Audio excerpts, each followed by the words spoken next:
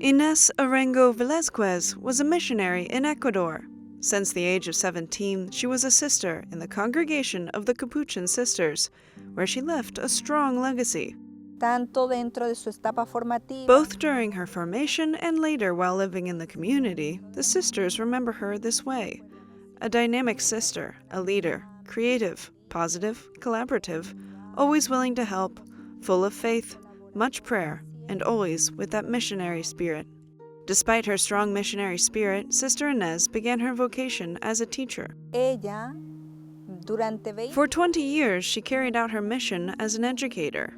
This contrasted with her desire, because she wanted to be a missionary, but the obedience given to her by her superiors was to be a teacher.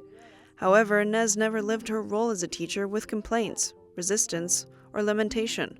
Instead, she made the most of her time as a teacher to live out her missionary spirit.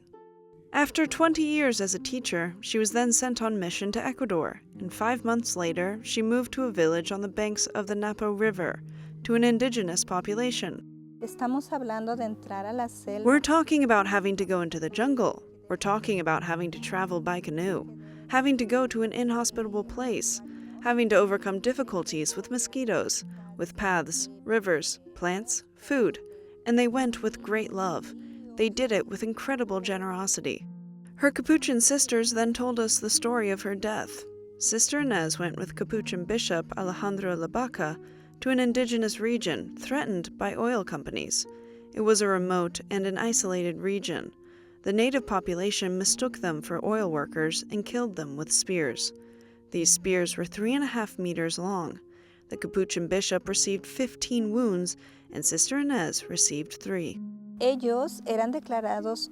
They were declared, well, we consider them martyrs, but it is not officially recognized as martyrdom because the indigenous people did not act out of hatred for the faith, so their cause has taken a different path in the canonization process, called the offering of life, a category approved by Pope Francis in 2017 as a way of reaching sainthood.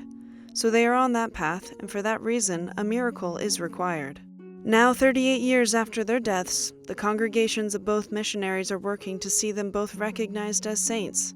Their stories highlight the lives of two people fully dedicated to serving the most vulnerable.